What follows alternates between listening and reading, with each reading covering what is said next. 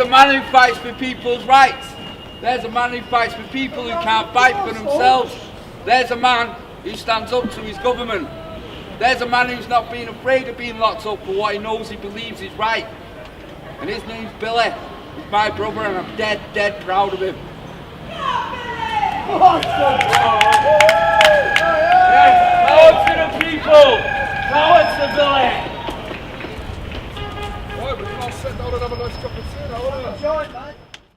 I originally seen a few articles about Loose Space online being a social centre and a squat in Manchester, one of the largest ones over the last couple of years, and that had me very interested. With all the activism work I've done in the past, I just wanted to see what was going on here, so I came down to one of the open mic nights it was and just got introduced to all the people who was running that at the time and fell in love with all the work, how the art space was arranged, all the activities which was going on in the main space, and just everybody here was some of the kindest, most lovely people I've met in a very long time. So it just captivated me from the moment I walked in the door, and I haven't really been able to leave since.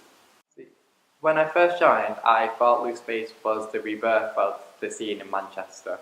Over the past couple of years, all activism, squatting, even hippie, rave, all those cultures have gone very quiet inside of Manchester, and I did envision this building to start off with as the rebirth of the scene. From being involved, meeting the people and actually running the place myself, I now know that it's a completely new movement. We've got our own ideology, our own goals, what we want to achieve, what we want to accomplish, and just what we've already done in this space in the past month or so has been unbelievable. Going from here, Loose Space has become my family without any uncertainty in that. Cornerhouse, for us, for a starting point of Loose Space on such a public platform has been brilliant, and the only way we can go on from here is bigger and better. Definitely something I'm planning to be part of. The easy place to start is the social side. The Cornerhouse Cinema was an institute of Manchester for over 30 years. It was one of the best cinemas in my opinion from the experience of it, and it was a beloved spot by the entire city. Sadly, it got closed down when Home opened, and it's been derelict and unused for the past few years. Being able to reopen this building back to the public as a social centre where anybody could come down, contribute to the art room, relax in the wellbeing room, partake in one of our nights or the workshops, anything we've been doing, and just open Loose Space from the small collective that we had to the entire family which was going across the city. Giving the Cornerhouse back to Manchester was one of the most important things. Of course, we've also got the residential side, actually housing the homeless, and all the work we've done around that. Being able to give people a building to sleep in once again. Then all the activism we've done, having workshops, how to open your own squats. Just simple things like how to fix up a bike, migrant solidarity, even protesting some of the GMP hustings which has gone around the city. Loose Space has had a definite impact on these impacts, and just for here and now, these are going to be felt throughout the rest of Manchester for a good couple of years to come. At a root level, we have such a deep issue, a deeply rooted issue, and that comes down to, for me, like, some of the big aspects are the politics, the law, the health, the education, you know, like, there's so many institutions that need radical reform. There's so many people that are slipping through the cracks. Squatting action, I think it's a symptom of capitalism, an Orwellian system, you know, that's becoming more and more nightmarish by the day, it seems. But what other choice do people have when, you know, the housing market's just designed for fucking profit? They're not asked about housing people or providing for people's needs.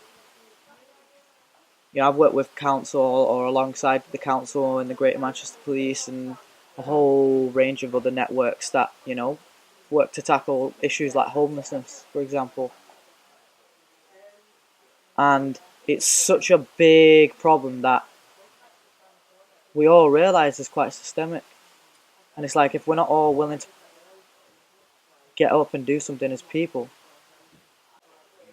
So when people started breaking open squats, I was hearing about it through, you know, a lot of the homeless networks that existed, not only to make a statement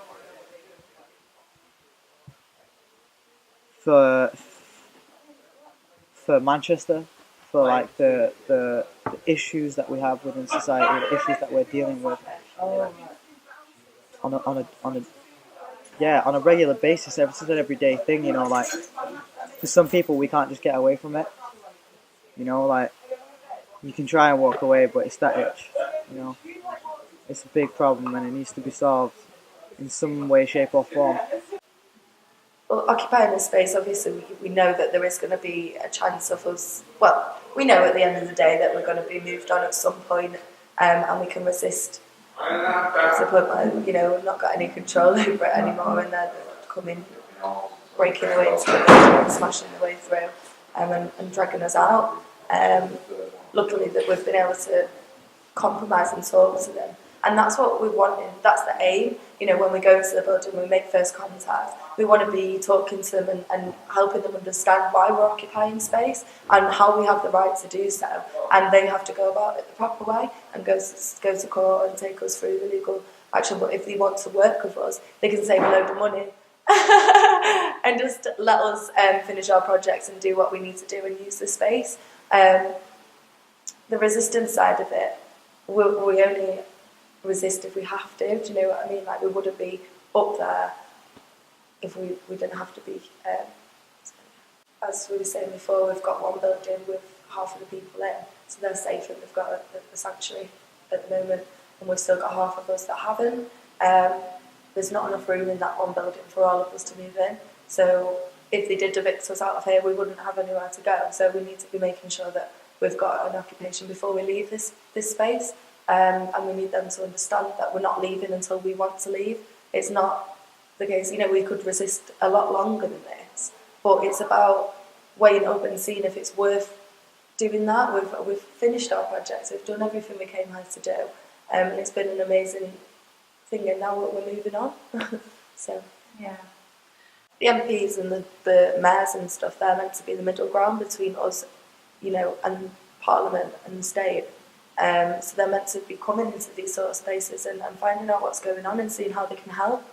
But instead of doing so, they're actually getting bailiffs to drag us out of these buildings and put us back at square one.